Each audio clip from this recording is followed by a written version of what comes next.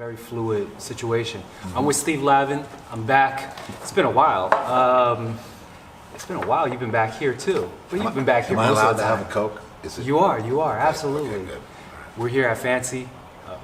They're nice enough. Griffin's nice enough to let us shoot this. That's not even a product endorsement. It's just No, a Coke we should that happened to we be should here. get paid We should, for no this, doubt. right? Yeah. Man, wanted to get you in for a while. You know, got a crazy history of basketball. It's good to see you. Good to see you too. You know, you graduated from Chapman. Yes. Division II. Now it's Division III. Okay. But I started actually out of high school at San Francisco State University. Then my coach, Kevin Wilson, was hired by Chapman University. And so I ended up following him down there because I had an interest in coaching. And he was a mentor and one of the people that nudged me in the direction of pursuing coaching as a career. So I finished in communications at Chapman, film, television, public relations. It was a pretty broad curriculum in terms of the communications degree, but it turned out to be very helpful because having worked at UCLA for 12 years and then St. John's for 5 years, being in New York and LA, the background in communications and film and television was helpful. My biggest question is, how did West Coast guy coming out of college, San Francisco area, get a job at Purdue? Yeah, so I began writing letters to Bobby Knight, That was your secret. Mike Krzyzewski, Jerry Tarkanian's assistant at the time, Tim Gergovich, and Gene Cady. There were other coaches as well, Hank Egan, Jim Brandenburg, but those were the more high-profile coaches that people would know of. And so I began just kind of a pen-pal relationship, which led to the opportunity of visiting those respective schools and watching the coaches at work in terms of teaching and coaching. And then I went back and worked their summer camps, and ultimately a position opened at Purdue. And I had applied to all 4 schools, but Purdue was the first to have an opening on their staff in 1988. And that's when I joined the Boilermakers 31 seasons ago. So the secret sauce is always sliding the DM or write a letter. You know, there's no doubt the correspondence, and I'd say the most important element is being interested and curious and wanting to learn. And if you have that interest, then you want to seek knowledge from the very best in the business. And Coach Cady, Mike Krzyzewski, Bobby Knight, Jerry Tarkanian, at that point in the mid-'80s when I started writing them letters, they were the best in the business, in particular at the defensive end of the floor. And I had an interest in defense because growing up as a young basketball player, the coaches I had really emphasized the importance of defense and that's how you're going to win championships. So after Purdue, you went to UCLA with Jim Herrick. What was that like? That was like a run. Sure. Yeah, and the tie-in there was when I was with Purdue for those 3 years in the Big Ten, I had the opportunity to get to know Coach Wooden. And Coach Wooden was an Indiana native, went to Martinsville High School, and then attended Purdue from 1928 to 1932.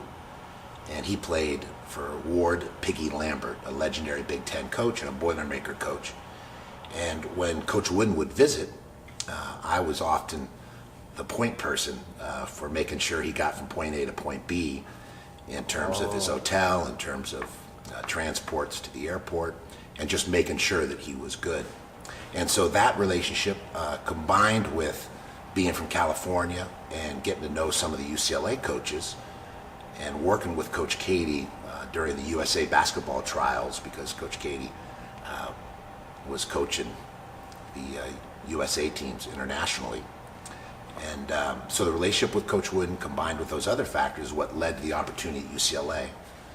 And down the line, actually, that relationship with Coach Wooden is what allowed me to get the position as the head coach at UCLA. Wow. Yeah, the Boilermaker Big Ten tie-in. Yeah. I know, Katie's been your guy. He's been your guy. Yeah, he really gave me birth, so to speak, the opportunity to open the door 31 years ago and to give me an opportunity to learn and to develop as a coach. That's big time. Yeah.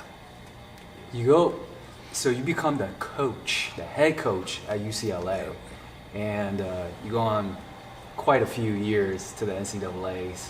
A bunch of players.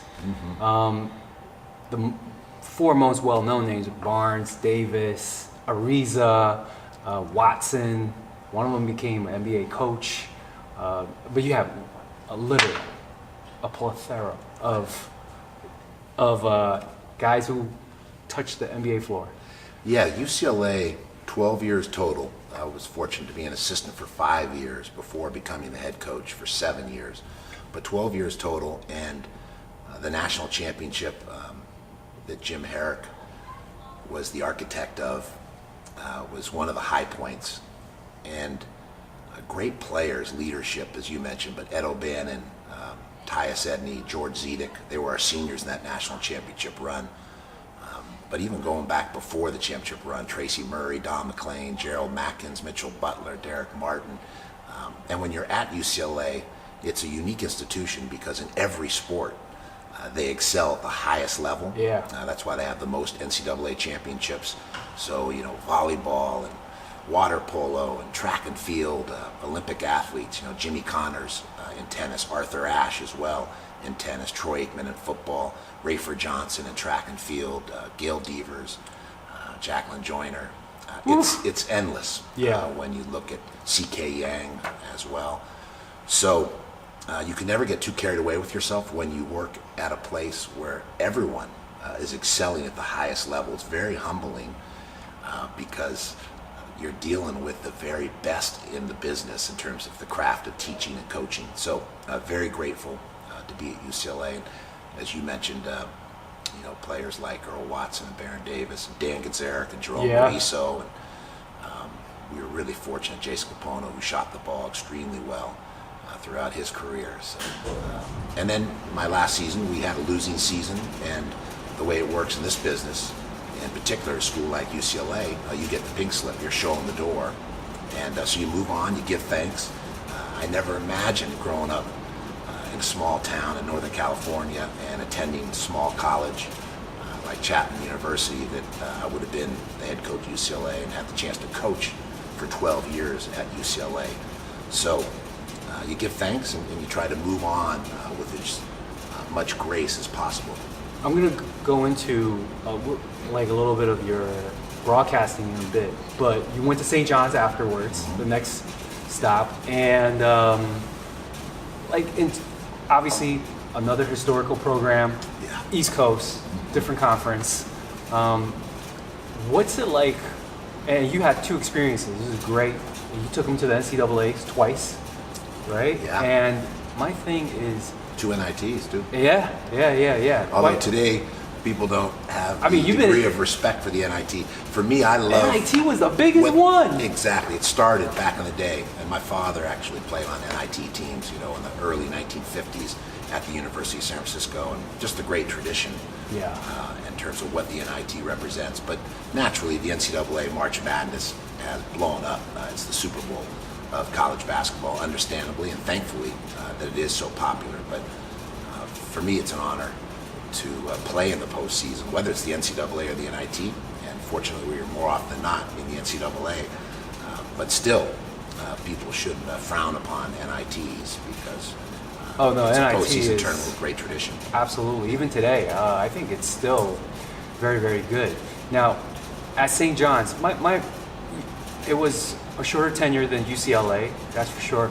But my thing is, your experiences at Purdue, UCLA, playing in college, at St. John's, what is it that you would take away from how do you build a program from your staff to the players in terms of recruiting? What is it that you still think it worked 10 years ago, 20 years ago, and it'll still keep on working? And what are some of the things you can adjust? Yeah, it's a really good question. I think it goes back to the baseline of you have to be interested. So if you're interested in your craft, whether it's music or film or writing, a carpenter, you have to continue to learn and to grow and evolve and adapt. And so I was fortunate to have great teachers, great mentors that really focused on and emphasized that aspect of always trying to refine and elevate and improve upon your teaching and coaching methods so you can deliver to the student athletes a better experience, an informed experience that they can take with them even after basketball, and it can sustain them beyond sport. And that's the beauty of sport, is you learn these values or virtues through competition and through this great game, the love affair with basketball, and it can sustain you. So the point is, in basketball, you have to be able to adjust and adapt, whether it's a zone defense, changing defenses, whether an opponent guards a pick and roll in a certain manner with a blitz or a switch or a hard hedge, and then you have to counter. And so to me, as you move through your life, you have to be able to make the right judgments and understand when you've got to adapt or adjust and counter, like chess match. And so being open, being flexible, being humble to learning is one of the keys to having success in whatever realm it happens to be. So in terms of recruiting, before social media landscape at UCLA, that's a regular way of recruiting. Now today with your attention spans on every single social media platform, what do you think are the type of players coming in, and how are they mentally equipped? Are they mentally equipped for high major programs? Yeah, these are really good questions, and they're in-depth, layered questions. So that's why when I respond, it's not going to necessarily be just a little sound bite. I think to go back to this consistent theme of adjusting, Coach Wooden took a psychology class every spring at UCLA when he was the coach there, because he knew that he was getting older and he was continuing to coach young people, student athletes that were 18 to 22 years old. And so he had to stay up with the latest trends in psychology. Psychology really ties back to motivation and trying to get your players closer to their full potential as a student athlete, as a person, as an individual. And so that example of Coach Wooden being interested enough in the craft of teaching and coaching was continuing to learn himself, so he could in turn teach his players how to better learn. And so great parents, great teachers, great leaders have to keep evolving. And that's why the coaches you look at that have sustainable success, Coach Wooden was achieving in the 40s, 50s, 60s, and the 1970s. And he was also teaching and coaching in some really interesting times. That's World War II, that's the Korean War, it's the Vietnam War, it's civil rights, it's the sexual revolution, what some people refer to as the anti-establishment. You're on the West Coast, you know those songs? Yeah, era or tenure, the experimentation with drugs. Mm-hmm. And so Coach Wooden was still able, through all these decades, to get his teams to be on point, to stay on task, and to continue to improve as a team. And yet he showed some flexibility because obviously the young people he worked with kept changing. And so we bring it full circle down to your question about kids today. Yes, you have to find ways to engage them. You got to find creative, fresh, and original ways to teach the old school values and virtues that will always be the key to achievement. And so you got to give a fresh presentation, and you got to find out what motivates young people today. And yet the fundamentals you're teaching are the same, but how you present them, how you engage your students, how you inspire them, whether you're teaching poetry, history, or basketball, good teachers are able to engage their students, motivate them, inspire them, and get them to perform at a higher level or closer to their full potential. Wow, that's it's a lot of work. It's a lot of work running a team. Yeah, and just like parenting. Yeah, big families. I mean, that's why I respect parents that have these big families. That obligation, really, there's, in my view, no more noble kind of cause than parenting and teaching and coaching, because that's our future. That's the young people that we're trying to put on a positive path, a positive trajectory for careers, for their life, across the board. What was your experience like at St. John's coaching? Your second round. I loved it. My time in New York. Yeah, man of the culture. The opportunity to live in New York, to coach at Madison Square Garden.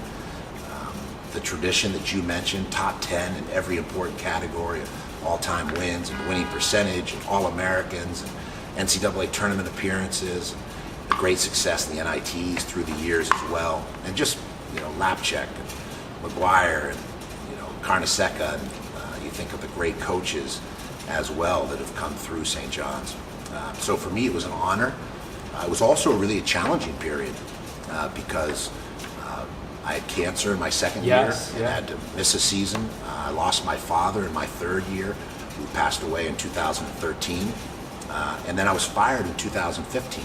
So a lot happened in those 5 years. The 2 NCAA tournaments, the 2 NIT tournaments, my father passing away and having a personal fight with cancer. So life was full. I mean, it was vibrant. And it was a roller coaster. I wouldn't trade it for anything in the world, especially that first group that we inherited from Norm Roberts was such a special, unique group that hadn't experienced success, but they had all the goods, and to see them experience a season where they finished third place in the old Big East and go to the NCAA tournament in their final season before graduating, and then to start over again with another group, the Phil Green and D'Angelo Harris and Don Pointer and company, to see them finish their careers with an NCAA tournament in our final season. It's rare that in your final season at a school, you get to go out with an NCAA tournament. Usually a coach fails and then he's fired. In our case, we had a breakthrough and went to the NCAA tournament, and I was shown the door, given the pink slip. But that's life's ironies and the paradoxical nature of the world we live in, the ambiguity of it all, and how you adjust or adapt. We ask our players to do that, and coaches have to do the same. And so you salute, you give thanks for that gift, and you move forward with as much possible grace as you can. Both of those schools, UCLA, St. John's, historical schools, a lot of pressure to work at both of those schools. Obviously they have similarities, pressure, big legacies, a lot of history. What are the little differences in terms of the pressure that you noticed that was different from the two programs? Good point. I'd say they're more similar than they are different, because major media markets, entertainment centers of the world, great tradition and heritage. Lapchek, McGuire, and Lou Carnesecca, those are 3 Hall of Fame coaches. And at UCLA, arguably the greatest coach in the history of sport, not just basketball, but the history of sport, is John Wooden.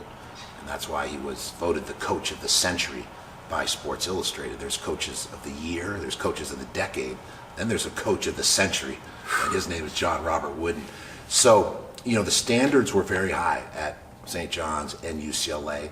Naturally, UCLA, it's more of a pressure cooker because of the 10 national championships, the 4 undefeated season, the 7 consecutive national championships, and the 10 out of 12 national titles that John Wooden achieved during his 27-year tenure. So the expectations, as we've seen, the coach prior to me was fired at UCLA, the coach after me was fired at UCLA, and it's very likely that the coach that followed the guy that followed me is going to get fired. And so it's almost a rite of passage that if you coach at UCLA, you're going to be fired. You're hired to be fired. Because every coach has been fired except John Wooden. So you understand that. And at St. John's, the same. I was unique in terms of like a Polish Pope, the only West Coast coach in the history of the university. All the other coaches in the history of St. John's were from the Northeast. And that's why I was so grateful to have a 5-year run, to be able to finish with an NCAA tournament and then give thanks and move forward and the hope of some other gift that reveals, which happened to be Fox Sports, that stepped up and hired me very shortly after. The first broadcasting job you had was with ESPN, ABC. Yes. Right? You were like one of the OGs of, because they didn't have like former college coach. Am I correct?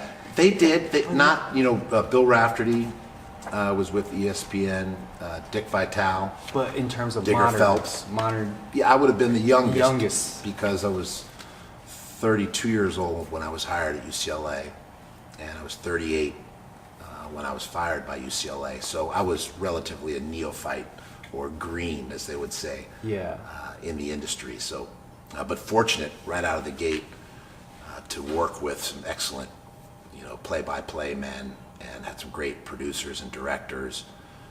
Worked with Mark Jones and Dan Schulman, and in studio Reese Davis, and alongside Jay Billis and Rick Majerus, and Dave O'Brien, outstanding play-by-play. And Brent Musburger really took me under his wing. I was fortunate at all my stops to have kind of older mentors that helped me, like Mr. Miyagi's. Coach Katie was the first, John Wooden was the second, Brent Musburger was the third, in a different industry, in television.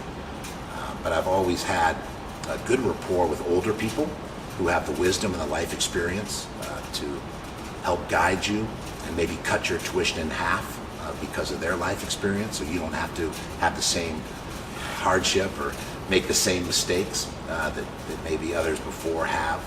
And so I'd say mentorship and tapping the wisdom and the knowledge of people that are older than you is one of the most essential aspects, at least in my narrative. It's always been older people that reached back and provided that flashlight, that lantern to navigate challenging times. In terms of prepping, sports broadcasting, coaching, you do your pregame prepping a couple of days before opponent, right? Yeah. And you get to ESPN and you start off right after UCLA and you're learning how to broadcast. What were some of the things that you were doing? Did you go over game tapes and review yourself? Instead of watching a player play, you listen to yourself. Did you do that, or was it like more of a natural feel? And what are some of the things that are required? Yeah, good questions again. One is to bring it back to that original baseline, or this consistent theme, is being interested. If you want to improve, if you want to perform at a high level, if you want to add value in whatever realm of life that you're currently in, and in this case it was broadcasting, and so I had to learn new fundamentals and a new industry and begin a second career. And I approached it as though I may never return to coaching. I think some people get into the business of television only to use it as a platform to go back to coaching. I took an approach that I wanted to learn the business inside and out and be able to add value in a manner that would allow me to have a sustainable career in broadcasting. Bill Rafferty was someone that was very helpful when I was at ESPN as well, because he had been a coach at the Division I level, and then he made the transition to television, and he stayed with it. And so he was really helpful. I had producers like Dan Steer, who at the time was at ESPN, now is at NBC. He was extremely helpful. And again, asking questions. When I was around a Dick Enberg, I was all ears. When I was around a John Saunders, I was all ears. Out in LA, I got to know Chick Hearn. And, so I was always asking questions and being a good student and taking notes, much like I did in basketball, but now it was a second career. And the more you do it, the more comfortable you become. At first, it was unfamiliar territory to have someone talking in your ear while you're trying to have a conversation with your play-by-play partner or the studio host, because we grow up, when someone else speaks, we usually stop and listen. But now in television, because you have someone in your ear that's talking, you have to continue to communicate with the host, the play-by-play partner that you have, because if you stop talking, it'll be awfully awkward. And so, but that takes time, and knowing a two-shot from the jib, all these different camera angles that they want you in a natural, seamless way to turn, but still have an authentic conversation and be listening and to be engaging and be informative and be entertaining. And use a little bit of a sense of humor, and it's a lot. Plus, you've got to be prepared and informed in terms of the stats and the facts and the figures and pronouncing names the right way, and to do all that in a authentic way, a natural way, so that you can enhance the viewer's experience at home around the world that's tuning in to watch this contest. And so all I could say is that each year you try and get better, and you listen, you stay humble, you work hard, you get the reps, and then you start to make progress. During that, when you coach, you're focused on the bench, the opponent, everything on the floor. When you're calling the game, you obviously have a lot of pressure too, because there's certain things you can't hear. You're looking at the opponents, the two teams, they're across from you. Your broadcast partner is over here. There's obviously things coming in through your ear too from the producers, right? How much pressure is that? Because everything's live, everything is time sensitive. Do you feel like, whew, or is it just more? It's a good question. I think the years as a head coach were good training in terms of dealing with a number of variables or elements that are in play, the moving part, so to speak, having to juggle, because you learn that first as an assistant coach, then even more so as a head coach. You're constantly having to problem solve and pivot and go in a different direction based on the set of circumstances you're facing as a head coach, whether it's in recruiting, whether it's within a game, from half to half, from one time out to the next time out, from one season to the next season. You have to keep adapting, adjusting to your personnel, and try and be successful with the group you're working with. And so I do think coaching is good preparation for broadcasting. And in broadcasting, one of the keys, like in life, it's listening. If I'm listening to the producer in the truck, and the producer, is listening to the director, and the director is listening to the producer, and the producer is listening to the talent, and the sideline reporter is listening to the talent, and we're listening to the sideline reporter. If everyone is listening, like musicians that are working in concert, that's how you get to a symphony, right? Or you make great jazz, is you have these different people with different responsibilities, but they're all working towards the same objective, which is to make jazz, to make music, to make magic. And a broadcast team has to do the same. But the most important element is listening, because when people don't listen to one another, then it breaks down, and the viewer at home may not know why, but they experience it in a way where it's less fluid, less seamless, less entertaining. And when people on the broadcast side of things, in the truck, the nerve center, or in the studio, which is the other, control room is the nerve center of studio work, and the truck is the nerve center, the central nervous system of the broadcast. But just like in a surgery, right? You've got the different people that are working to try and save someone's life. That's more dramatic. But you have to be listening to each other, and that could be critical, whether it's in a broadcast or in the case of a surgery room. You want, the doctor and his assistants to be listening to each other. And I know that firsthand from having gone through a cancer battle, and you have a 7-hour surgery, which was mine. I was glad that I had really capable, expert care. And when I was evaluating which doctor I was going to go with and what treatment method, one of the things I wanted to see was, are these people on the same page as an organization, as the way they operate with one another? Were they listening to each other? And that's why I picked Dr. Peter Scardino at the Sloan Kettering Memorial here in New York. And he had great track record, great experience. He was interested. Talk about John Wooden being interested. He's written books, and as respected worldwide surgeon as there is. In terms of, shout out to him. Peter Scardino. Yeah. Appropriately named too, because I have a scar, Scardino, to show for it right down the middle of my gut. Whoa. Your second go around, now you're with Fox, right? Is there any difference in terms of how you did it the first time before St. John's and how you're doing it now, and the landscape itself? Obviously, there's more OTTs, over the top bundles now on TV, you know, like Fox FS1, ESPN Plus. There's so much games, you know, there's so much content out there. Yeah, I'd say, like every aspect of life, you know, as you go through life and you have different experiences, that informs the way you teach, the way you coach, the way you navigate life, the way you treat others. So I know for me, hardship informs in a really profound, powerful way. So being fired at UCLA, losing my father, having a battle with cancer, being fired by St. John's, losing my mother, those profoundly affect the prism of the lens you look at the world through and the way you interact with other people, because you have more compassion and you have, you know, heightened awareness and sensibilities in realms that you didn't prior to going through those types of hardships. And that's why they always talk about wise old owls or the wise old men, why our grandparents are such a great source of wisdom and why older mentors are so great.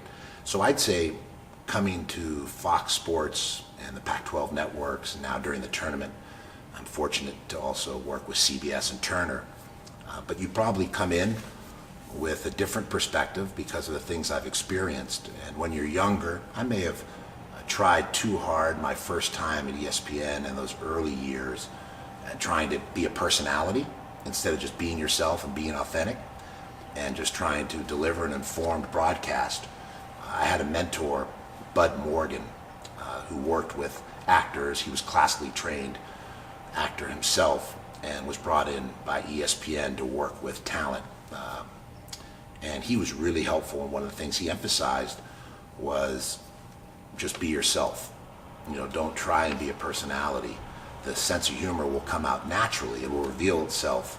But if you're trying to force a joke or force entertainment or force being funny, it won't come across, it won't resonate in that natural way that humor does when it should, you know, be in a more natural form. Do you prefer in studio or game days? Different elements. I enjoy both.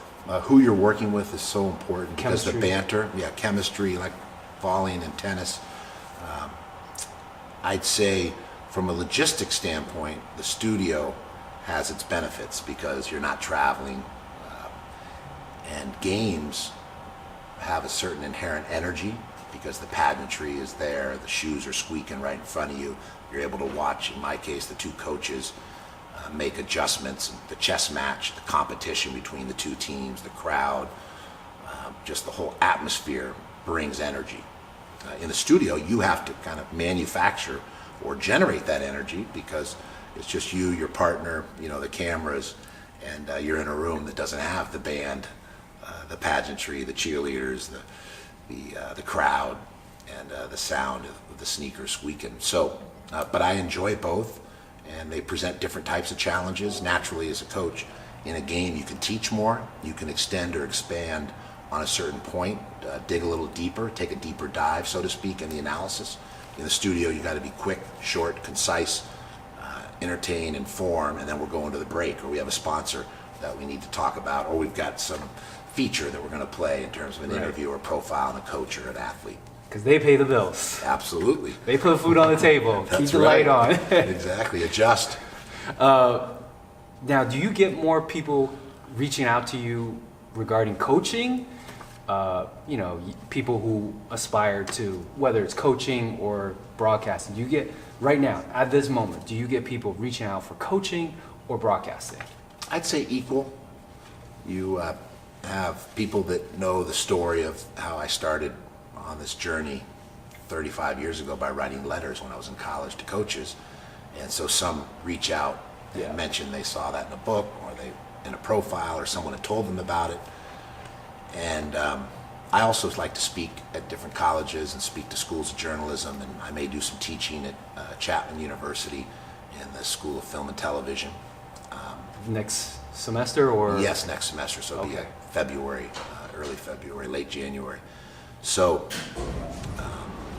and teaching's in the blood because my father was a teacher. Right. He was English, literature, philosophy, poetry, and a writer at a number of universities in California. So teaching would interest me, and that's something that I can do without it affecting the broadcasting schedule. They complement one another. If you teach a night course, it's one night a week, and you don't have to be full-time faculty, but you can still experience the engagement with students on a college campus. But I'd say both reach out. There are those interested in the coaching career, those interested in media and television, those interested in being a general manager in the NBA, or scouting, or those that are interested in the analytics, the whole metrics, that aspect now, statistical kind of dives in these respective sports. So I enjoy that part of it, kind of giving back, mentoring, spending time with those that are interested and are really curious and want to blaze a path or a career or a trail. So the way to broadcast college game is to start off coaching at UCLA, and then eventually. I'd say the best thing to do is stay interested. Yeah. Like in other words, I really wanted to be a high school coach. That was my dream. But because I was interested in being a high school coach, that led to being a college coach. Yeah. And then my interest in being a college coach led to a career in broadcasting. And then my interest in broadcasting led to a return to coaching. Yeah. And then that return to coaching and being interested in that led to a return to television. So number one is being interested. Yeah. If you're genuine, sincere, curious, and want to learn, then these amazing things kind of reveal, these gifts continue to reveal themselves. Would you ever, I mean, this is too early, but would you ever go back into coaching if the situation and the fit is... Yeah, the right fit, it would intrigue. At the same time, Pac-12. You have to understand, and really any region of the country, it's more the fit. I love New York, as you know. I'd move back here in a heartbeat. But I love Chicago because I spent time in the Midwest at Purdue, so I have a real appreciation for the Big Ten and the middle of the country. I love the East Coast, the Northeast. My dad was from Cambridge through Long Island out to San Francisco in the 1930s with his mother. I also love the West Coast. And so that part, what region of the country is less the fit. It's more, is there a comprehensive business plan to be successful? The leadership at a university, are their mission and aims in alignment with my mission and aims in terms of how I prefer to teach and to coach, and a commitment to where you can be successful. Those are the things I look at. But I enjoy broadcasting, and I've seen my mentors like Bill Rafferty and Dick Vitale and Digger Phelps who never returned to coaching. And I can see why, because the balance in broadcasting, the more healthy life, more sustainable career is very attractive. And yet, if there was one more tour duty at a place where I felt there was a good fit, I'd strongly consider it. I'd be intrigued. But you have to be careful, because there's a lot of coaches that go back, take bad jobs, and they go 20 and 100. And now they're out of work as a coach, and they're not relevant as a broadcaster, and they're no longer seen as attractive as a broadcaster, because the instantaneous part of this world and media and information, here today, gone tomorrow, tenuous at best.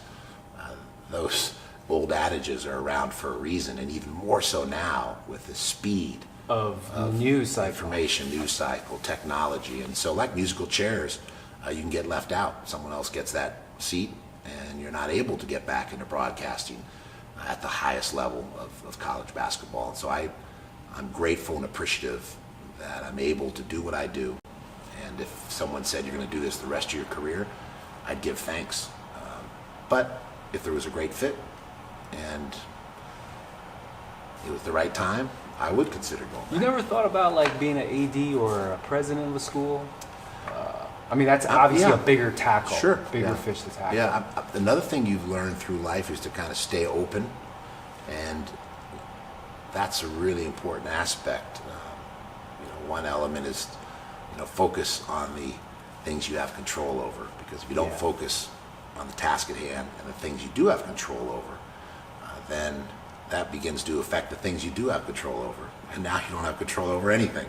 So really just try and simplify, which is to deliver for Fox and deliver for the Pac-12 network and deliver in the postseason for CBS and Turner, and then The rest takes care of itself. Stay interested and keep trying to improve and elevate, enhance, refine the delivery of your performance, of your broadcasting. And I try to do the same thing in coaching. But naturally, there's times where you ponder or you daydream or you think about, what might be a good fit in coaching or what schools may intrigue. And so I'm open at this point to whether it's the teaching, whether it's things you just mentioned there, that would be intriguing. Writing as well. I've been approached a number of times over the years to write. At this point, no. And I'm closer to the point where that might intrigue, but I wanted to live life longer. I was in my 30s at UCLA. I didn't feel I'd lived enough and wasn't really worthy. My story, I didn't feel was worthy of a book. That should be for someone that's great. I said, I'm just getting started here. And but yeah, we'll see. Really just grateful to be where I am at this moment. If you have a book, it would be pretty interesting. Talk about, your what's it like to coach in college, broadcasting, a little bit of, it's good nuggets, I'm sure, of that. The thing, if I do a book, it would be focused on what I've learned from mentors, what I've learned along the way, and how basketball in its purest form is a metaphor for life, where we can learn these valuable virtues and values. And I know for me, that was the difference. Was sport was an area where I could build my confidence. I was a challenge learner, as they called it back then. They didn't have the names dyslexia and dysgraphia and all these different aspects or elements, but because I was a challenge learner academically, sport and the coaches and mentors and playground directors and amazing parents were really the difference in terms of building confidence, making me believe I could accomplish or achieve anything in life. But if I didn't have Mr. Russo in 5th grade or Carol Tatashi in 7th grade, if I didn't have Nora Ernst, who was I had them too. We all have them, right? You got to remember those certain teachers that are game changers because they open up another world to you. They instill confidence. They infuse the belief. They encourage you when you may not have the courage yourself.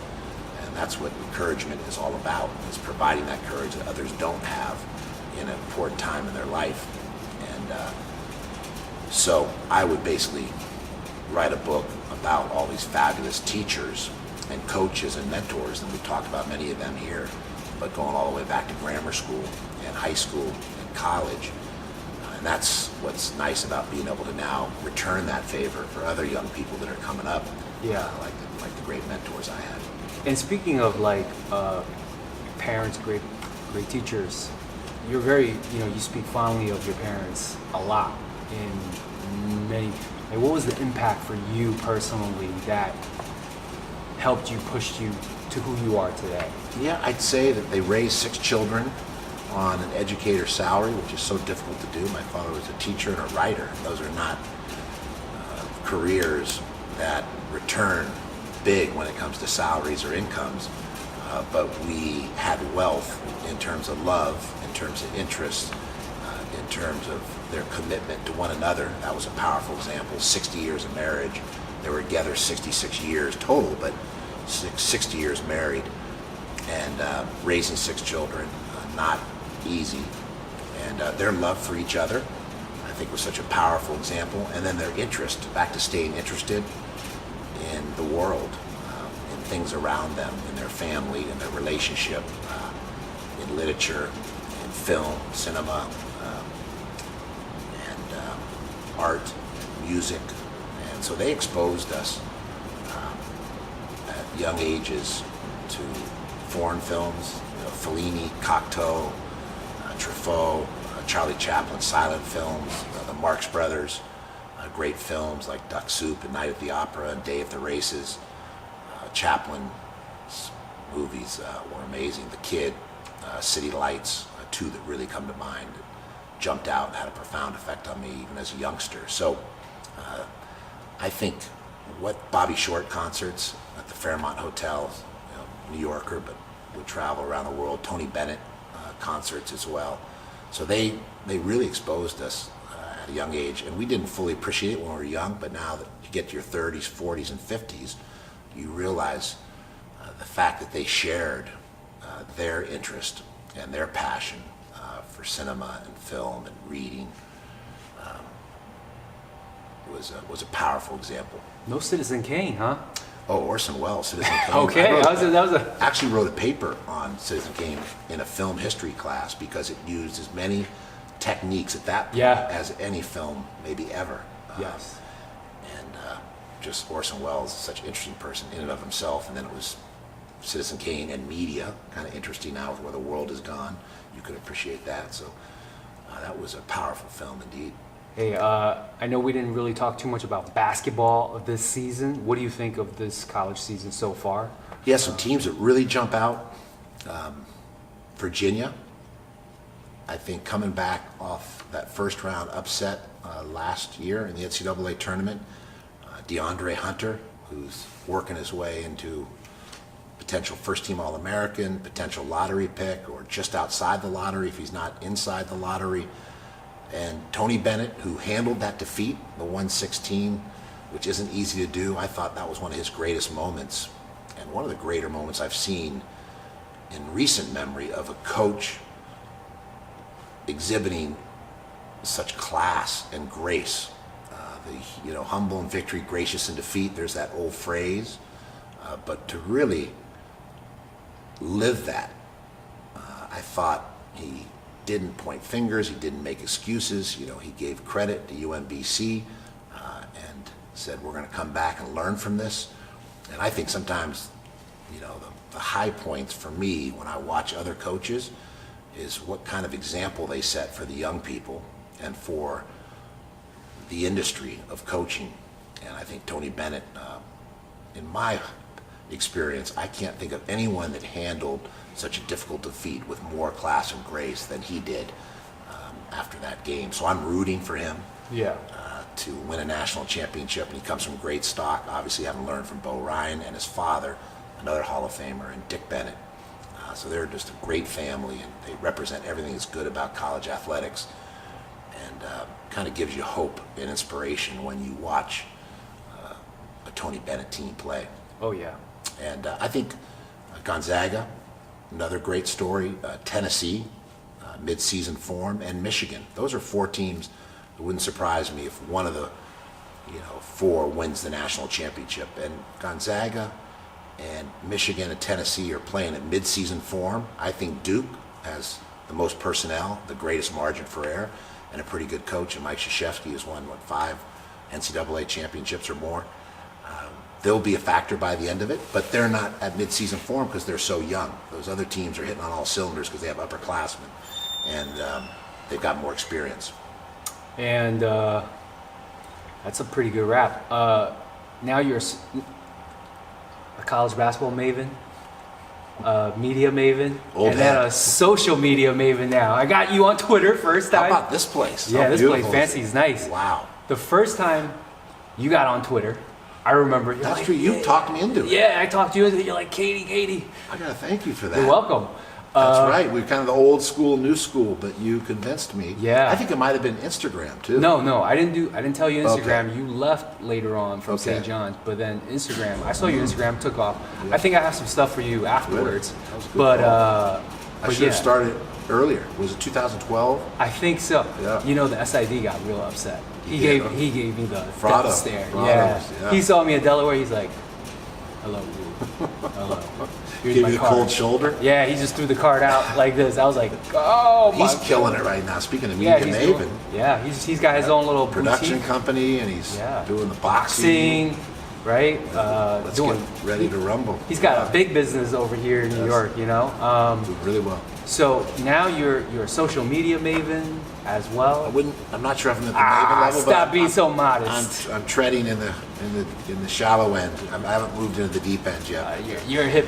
But you do need to, kind of stay up stay up with the current trends. And, whether it's in coaching or broadcasting, things change in a hurry, and more now than ever. Got to be equipped for it. No doubt. Yeah. Coach, thank you. A pleasure. Always enjoyed it, Woo. This guy is a legend, and thank you to Griffin at Fancy for letting us use the spot. This is a nice spot, right? Big time. Which one's your favorite shoes over here? I gotta give a closer look. I love this though. How about the Nike box that opens up? It's like a treasure chest. It's like a safe, right? Yeah. But you need a card. Treasure chest safe. Yeah, there's so many amazing things here. I have to Yeah. check it out. And I'll put your Twitter and Instagram Oh, cool. on there. Good. Did you We post got it to up? edit lots. We have to edit this down. Hey, Yep. you got Pat Lines and you took a picture with him, same suit. Yeah, how about was- that? Same fabric. Impressive. We were thinking alike. Was it We St. didn't- Taylor, We didn't or- even compare notes. It just happened that way. It was just a natural. He's a good guy, good athletic. Yeah. And Kevin Willard, great coach. Yeah, He's this there program's for- on the he's come there up forever. after. 3 straight NCAA tournaments, headed for a 4th. Yep. And, adapting, adjusting to his personnel. This year they're pressing a little bit more. And of course, Miles Powell, impressive as any player in the Big East right now. Right up there with Howard probably in terms Yeah. of, and Pons. Some great guards in the Big East. Pons, Powell, Howard, probably 3 of the leaders for Big East Player of the Year. And And St. John's is undefeated, killing it. If they won tonight. Shamar, I think I just win got a tonight? message. Pons went for like a triple double. Doesn't surprise me. Yeah. We were Yeah. recruiting him when he's probably 8th grade. Goes back a ways. Bud Pollard got players. The West Virginia man got players. Endless. He was a good player too. Yeah. Himself. Yeah, with the assistant coach Selden. Yeah. He's like 14th or something on the points list. Yeah. Yeah. Coach, thank Good you guy. so much. All right. Appreciate it. We'll do Happy it again. holidays.